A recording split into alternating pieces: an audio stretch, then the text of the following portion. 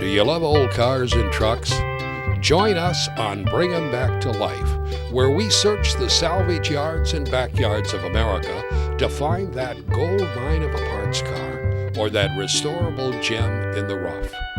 Come with us down memory lane as we elevate the status of our salvage yards to outdoor museums of automotive history.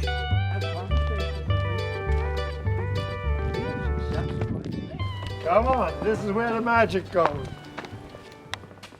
Well, I'm standing here with William Eggers, and I met him at an auto show at the Mohegan Sun with one of his exhibits, the 1898 beer pickup truck over there that he restored, an original Daimler.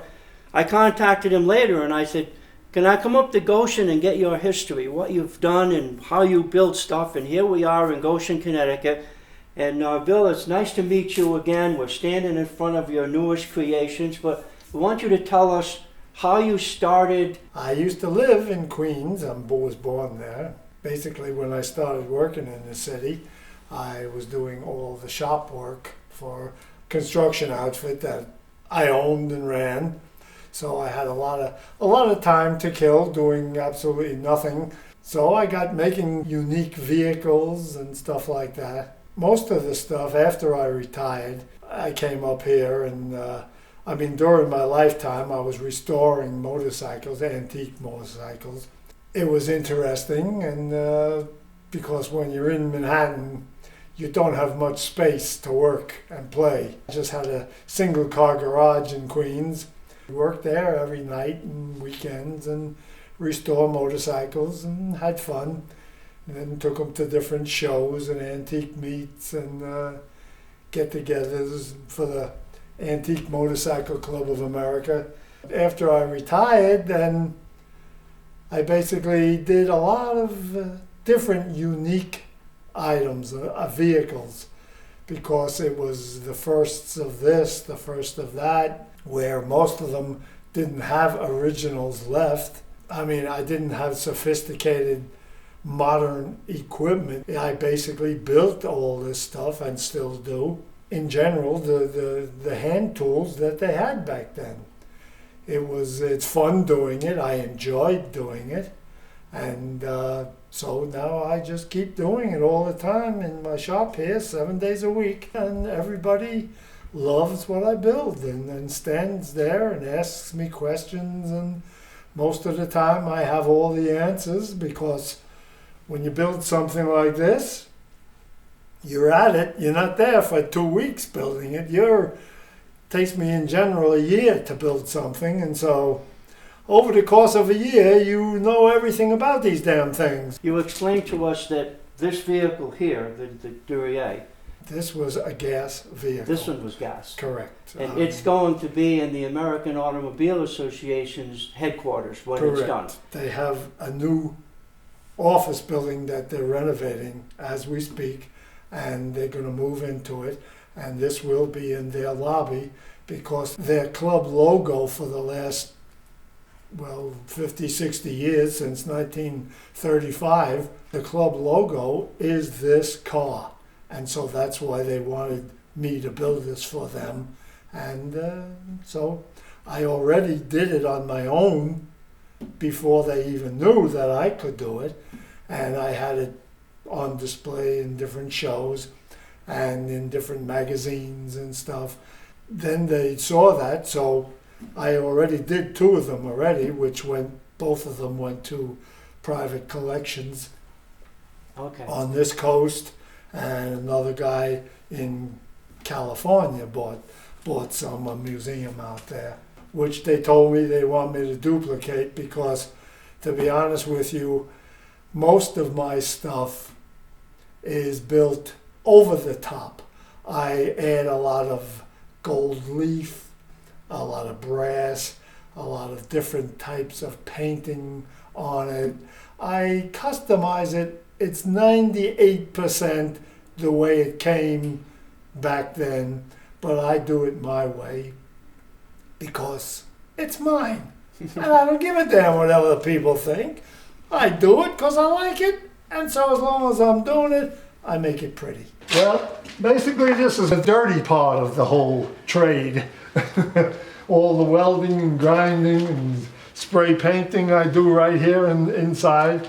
This is basically it. You have all pictures of all the walls and stuff of most of the bikes that I've done. Probably between 50 and 100 I've done over the past 50 years. That's Willie G. Davidson, the owner of Harley Davidson, up there with me at the show. And that's him again over there. He used to come to all these shows, of course. That's just a little history, a little snippet of having fun.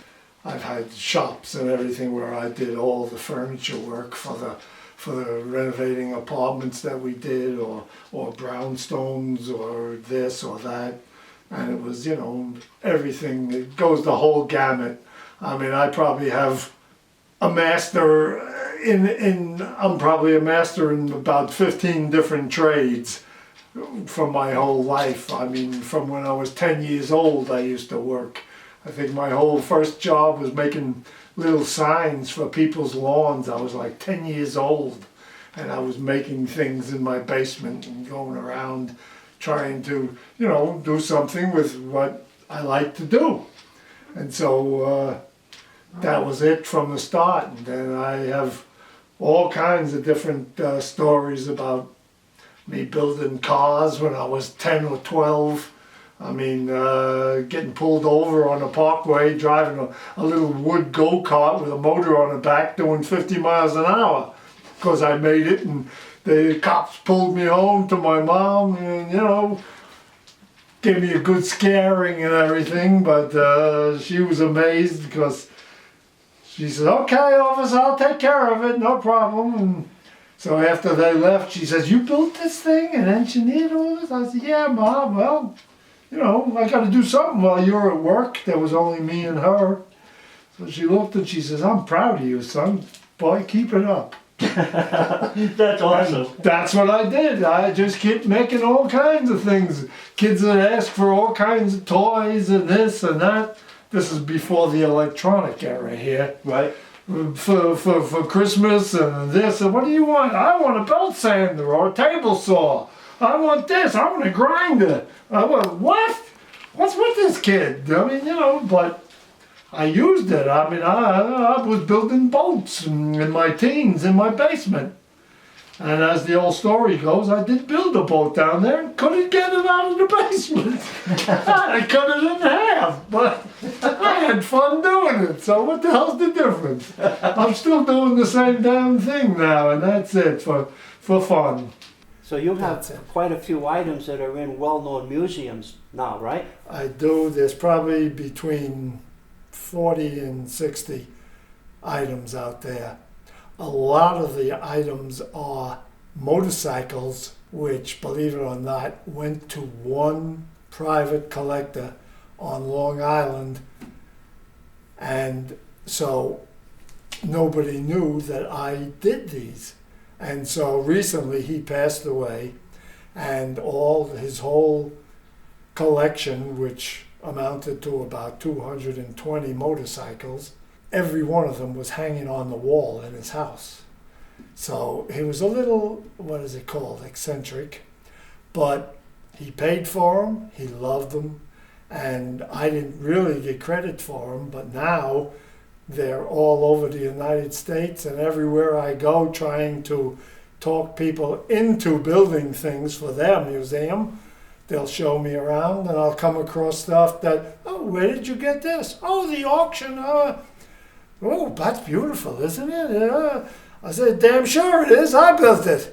And I'm always running into these different things, which makes me feel good. Well, you were explaining, Bill, about a lot of these pictures you have on the wall of some of these beautiful old motorcycles and things, and they were sold to individuals, so you didn't get a lot of credit for your work because people had them in their homes, in their garages, but then people started finding them after they were sold at auctions due to people, you know, dying and collections being sold, and people would call you up and say, "We want to know more about this motorcycle. Who's this Wild Bill?" So how did that come about in a TV version? Well, I used to overdo a lot of my bikes to satisfy my fashion sense. As they put in one of the magazines, another overly enhanced factory restoration by Wild Bill, because I used to do all these different things with the bikes that nobody's done. I mean, I had one bike with like 6 different wolf murals painted, hand painted by an artist all over it, and then when I'd show it, it'd be the wolf. They'd say Wild Bill is this, another creation by Wild Bill. Not that I was wild personally, but the things that I did were not your common accepted style. I haven't gone under that name doing all these different vehicles that I do now, because they're more in the history line. It's the first of this, it's the first of that, and so I don't have to overdo it for any reason. I mean, although I still do. I figured, okay, well, I'm not going to do Wild Bill, but somebody called me up from an auction and said, somebody wants to sell this thing. It came from London, but they said it was originally made here in America like 30, 40 years ago by Wild Bill, a big custom bike builder. And they asked, who is this guy? And I says, well, to be honest, that's me. I says, back in the old days when your average stereotype wasn't a nerd, I says they were a little on the rough and tumble side, and I went by Wild Bill. It sounded good, went with the territory, but now I'm trying to get a little more class. Just a little more, not too much. My friends don't agree to that either, but that's okay. So the funny part is, now I don't go by that, and everybody, oh yeah, people love that, you should go by that. So my friend here, if he wants to tell you about Wild Bill, that's up to him, but I'm not pushing for it. So what got your interest in making this particular first-of-a-kind beer truck? Well, I made the first Daimler truck, which was about 5 years before this one, okay? And that was a converted horse-drawn wagon, and the motor was underneath in the back, but that's considered the first truck in the world. I joined the Mercedes-Benz Club recently of America, and actually was a main exhibit with one of my Daimlers down on Long Island here at the National Meet. And so in their magazine they have the heritage of Mercedes-Benz, and they're finally acknowledging Daimler.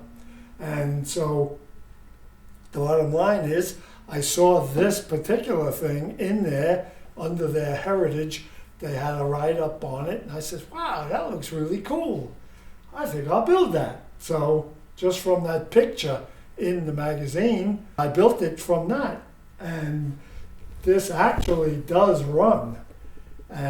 But what I did was, because the motor in this one is in the front, it's considered the first conventional looking truck with the motor over the front wheels. It actually made up the name Daimler Brewery to put on here because it's a Daimler. But somebody come up to me and he said, you know, I just came back from Germany. He says, there is a Daimler brewery over there. And I just thought it up in my dreams, you know, as a goof. But I said, really? Yeah, oh, okay. So that actually is the radiator. Originally water cooled, and I couldn't put a working motor in this. That's because the whole motor, the bottom is underneath and then it comes up through here. The whole motor is in your face.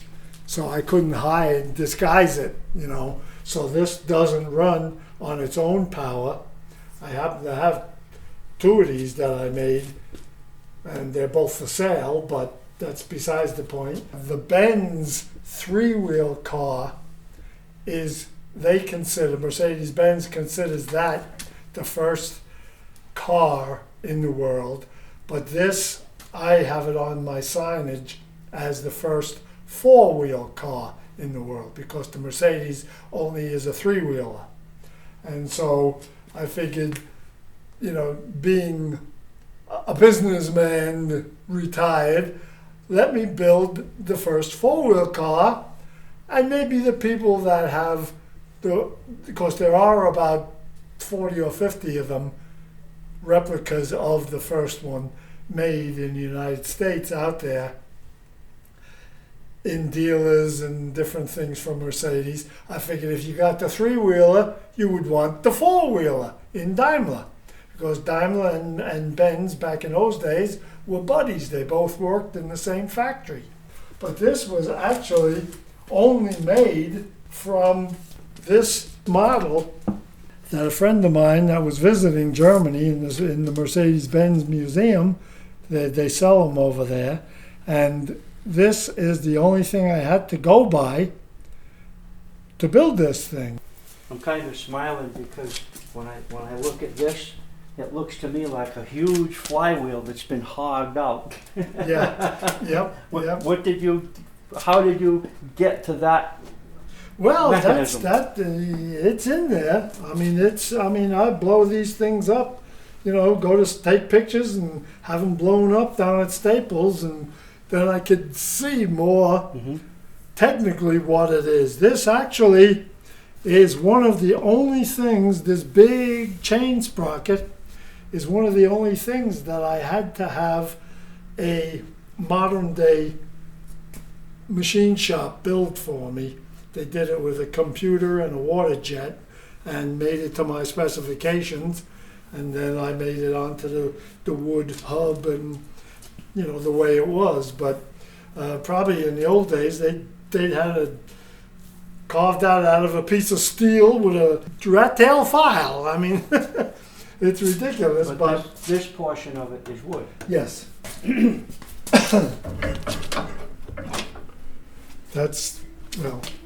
That's off, but this is the only brake. You have one on each side. They're the same, but and that's it. That's like one of the emergency brake, and then you put it back and just have it so that there's a little clearance, and then it would run.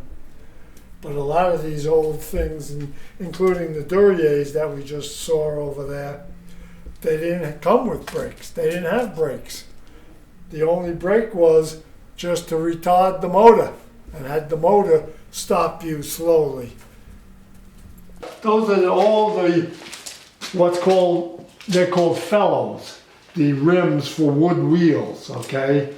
In our language, most people, those are called, you know, rims, but those are my samples of different ones that I use for all the wood wheeled bikes. That's actually another steam bike. That's one of the extras that's in the car, in the trailer right now. That's just sitting here because I have no place to put it. That's all. But so would you actually use those kind of as a jig to make the next well, one? a jig, and also to visualize what sizes look good on different things. Oh. A lot of my stuff is by, I call it historic, educated guessing. I mean, you put something up and if it looks bad, I'm not going to use it, because people that are not as astute as me will say, "Oh, that looks like hell." I mean, I don't like that. So it has to look like it belonged. It has to look like it does the part that it's supposed to do. I mean, a lot of the parts that I make for all of these things, if it doesn't look good, I just throw it out and make another part bigger or smaller or whatever. I mean, it's not correct, but the bottom line is, hey, nobody else knows it either. You go on the website on computers, which a friend of mine does all my computer work, and the bottom line is you get 6 different answers on 7 different sites. I mean, nobody agrees to any damn thing, so how can I build something with this website or that? So most of the stuff that I do is the firsts or the original one. I mean, even if there are none, a lot of the Daimler stuff was wiped out during the war, and so there are no originals. But they do have pictures and they have replicas over in Germany of these things, and so I can get some accurate measurements. Right. But other things like that Roper steam motorcycle, there's only one original, and it's in the Smithsonian. And the only way you can see that, I was down there trying to see it, and they were not too cooperative because it wasn't out on display at that time. And he says, well, we'll let you do anything. Sure, you can measure it and picture it, but well, when it's on display. Oh, thank you. When is it going to be on display? Probably scheduled for about 10 or 11 years from now. Oh, I'll just wait. Yeah, okay, thank you. But, you know, so you have to then do for yourself, which is, I shouldn't say this, but I actually took a security guard and bribed him. I gave him my camera, and I went back the next day, and he had 100 shots of the bike with measurements. Thank you. That's why I'm from Manhattan. You gotta do what you gotta do. Well, you specialize in firsts, you specialize in making everything yourself, and you specifically in your website you say that you don't restore. However, you have an Indian and you have a Harley that you've owned for many years, and you've actually done a pretty nice job on making them look different, so I'd say you restored them. And I also want the story on that 1940s John Deere, which you didn't build, but you sure did a nice job on it. So let's talk about them. When I first came to Connecticut, where I am now, I mean, the bottom line is I was 3 blocks from the Twin Towers when they came down. That put me out of business. I came up that year, built this house. Took me a couple of years and my shop, and started making things up here for fun. So I figured, okay, New York City boy, now I'm up here in the country. What am I going to build? Gee, maybe a tractor might be good.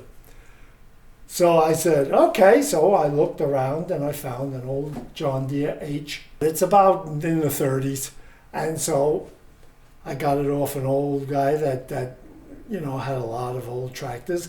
So I took it and brought it in my shop, and I restored it correctly for most of it, but then I said, nah, I gotta spruce this up a little. So I just lost the need to restore it correctly. I said, nah, this is me, this is my stuff. So I did the whole tractor over with all brass mechanical attachments and all the different things on it. It was all polished brass.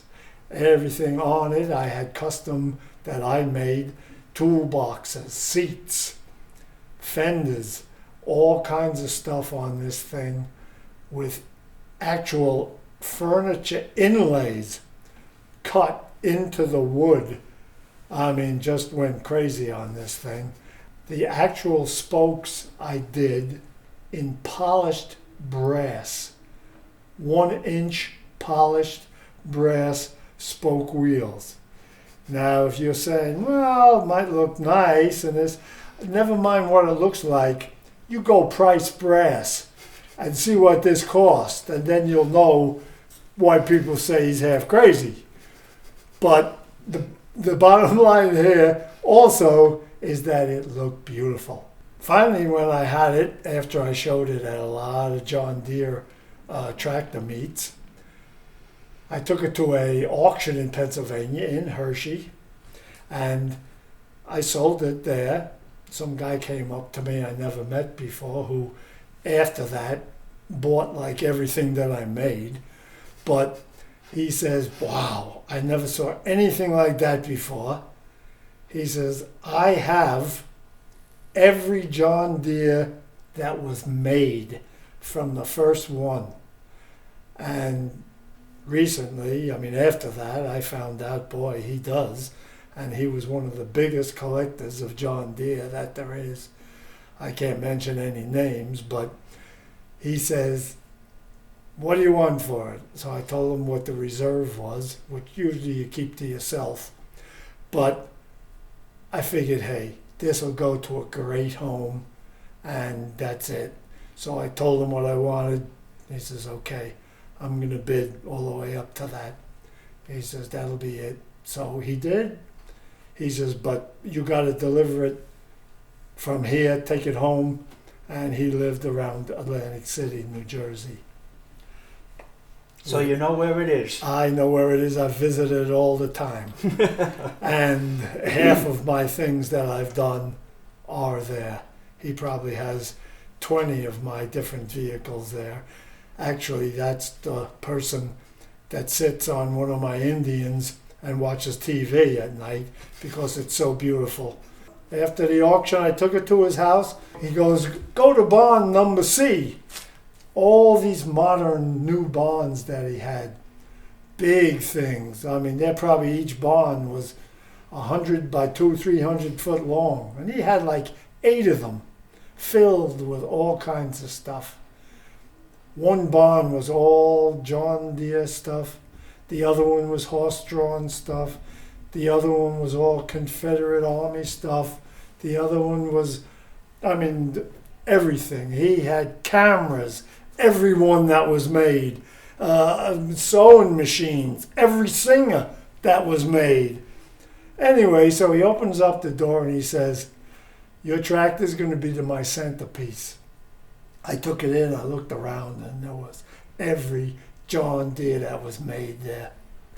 He says, put it right over in the center. He says, I got people that work for me taking care of this stuff. He says, we're going to build a little platform and jack it up and put it right on there. So that was it. And since then, anytime I build something that I would like to restock the world with it, it's a nice way of putting sell it. So I want to sell it, I'll call him up. He says, I have a website with all this stuff on it. And he goes on there and he looks at it. And basically he says the same that the first guy that bought all my motorcycles, he looks at it, not even asking a price. It's mine, bring it over, that's it. And he'll buy it. I mean, he's got stuff that I made for him that hasn't been seen anywhere because the day that I finished it, he says, do not show it to anybody. I want it. And that's it. It's a horse-drawn moonshine still on wheels. Big 3-foot copper kettle with a firebox. All the evaporation mechanical stuff to convert all the steam into liquor and everything. He thought this idea up during the night when he was too drunk, or I don't know how he dreamt it, but the man thought about it because there are no such vehicles. And he says, could you build it for me? I says, you got it. You want to pay for it? I'll build it. And that's what he did. And boy, you should see this thing. So the other 2 items that you actually restored, that you didn't build from scratch, is the Harley that you had for years, and the Indian, the 1941 Indian with the 4-cylinder on it, Right. with the sidecar you built. Okay, well, the 71 Harley Davidson that I had since probably 1979. I came up here, and getting back to what I was just talking about, I'm in the country now, so I made the thing look like a horse. And I call it the Iron Horse. It has a regular Western saddle on it that I got from some friends of mine in Pennsylvania. I did the whole motif on it with all leather that I did myself to match the saddle. When I show it, I have a little harness that I put around the front fender with reins coming up to where you steer it on the handle grips.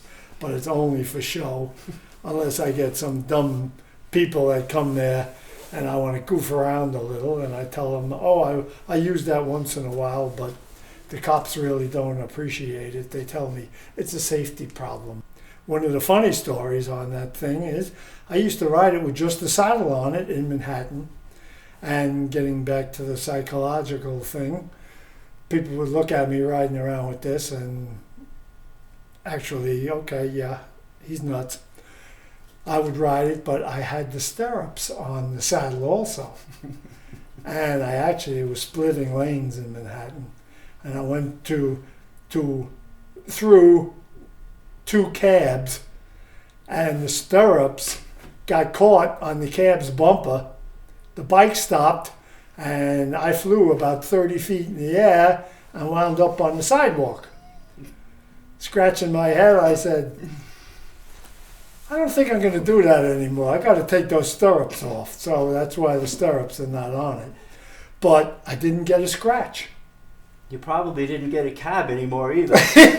Well, they were a little pissed at me, but, well, that's the breaks, you know. Can't keep everybody happy. So anyway, that's the story on that. The story on the other Indian is I got it off a friend of mine. I will mention his name, Walter, because I still like him. But he's in the business in Jersey. And I got it off of him, and I restored it. And then over the course of a few years, I found the sidecar to it and just drove it basically with a drab paint job on it. I went to Daytona Bike Week all the time with it. I had nothing to do. About 10 years ago, I had cancer, and I actually was about a year of chemo, and I couldn't do heavy work. So I restored that damn thing, and I said, okay, I'll do this bike. So I did the whole bike over. And of course, going back to over the top, I says, well, I'm a woodworking contractor, retired. I got to do something else to this and that. So I turned the whole thing into the only woody motorcycle that's in the United States, as far as I know. It's all bird's eye maple around the whole cab and the tub and all around the fenders. This thing is beautiful. And the Indian on the seat inside, I get a lot of harassment because people that don't know that that's the Indian logo of the old days, the scout with the side view of the Indian with one feather coming up, but that's also the logo of the Playboy Bunnies. So everybody says, whoa, what is that, a Playboy Bunny? I said, no. I says, the Playboy Bunnies stole that from the Indian Motorcycle Company. And they said, oh, yeah. Whether it's true or not, I don't know. So who gets to ride in the sidecar? Anybody? Well, I used to take at the time my wife or her sister used to come with me. And the 3 of us used to ride on that thing because it has a buddy seat. And she is passed away, so I can actually say this.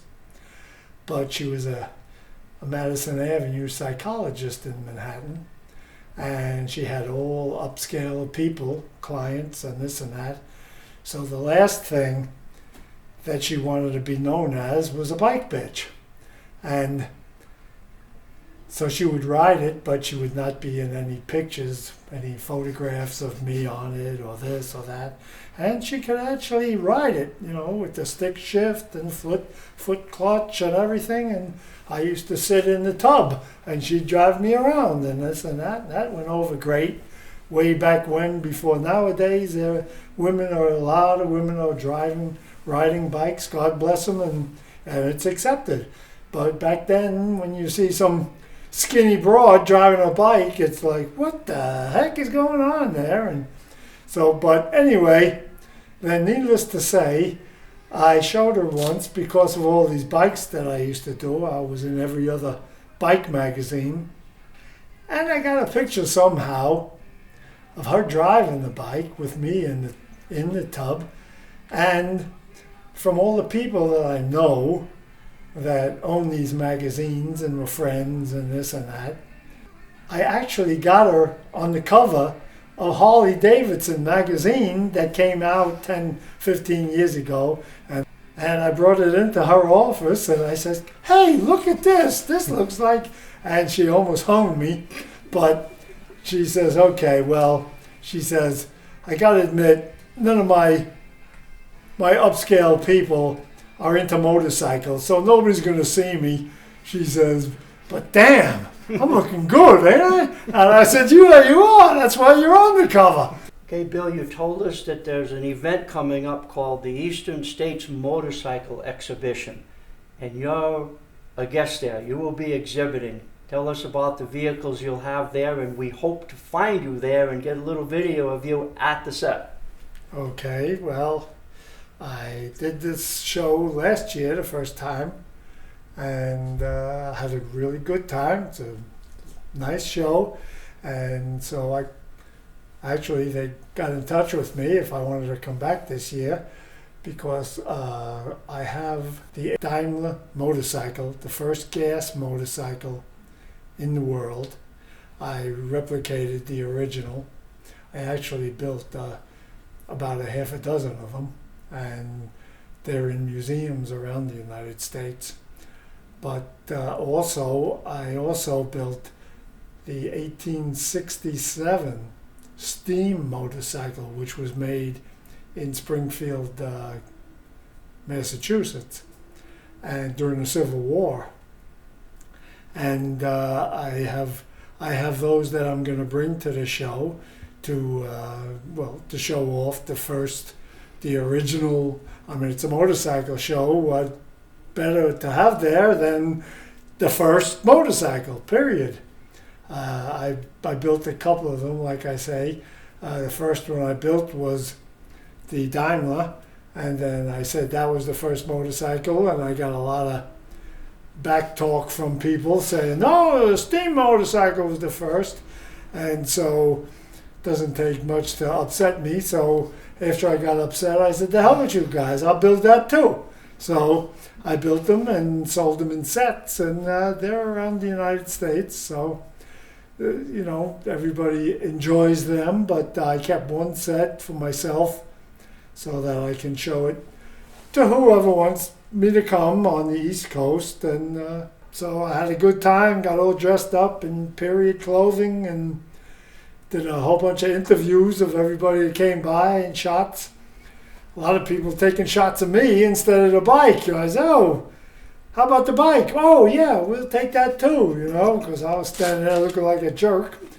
But it went with the territory, but I'm having fun. So had a good time, and that's what I'm going to be doing in another week. So We will hopefully see you there. in here, take a look at this in here. Oh, these are the bikes. A steam bicycle. Well, motorcycle. Motorcycle. Considered, right. Right. And this is just on the way, getting ready to go to the show. These two will be there. The one in the back is the Daimler, the first gasoline bike in the world, period. And the one next to it is this Ropa, made in Springfield, Mass, the first steam motorcycle in the United States. This motor is the motor that actually goes in the gas bike, because I made a few of these and sold them to museums correctly with the motor in it. That is my toy, and I actually have a 1920 Harley Davidson motor in that one, and I can take that, jump on it, and drive down the road, go for the newspaper, you know what I mean? So that actually But- is a Harley Davidson Motor, engine. correct. Yep. All done up. A friend of mine does antique motors in Oregon. That's all he does, and he made the motor over with a flywheel on it and everything else. It goes over good at shows. People like it. Right. Thank you very much, Bill. My pleasure. It's been a pleasure.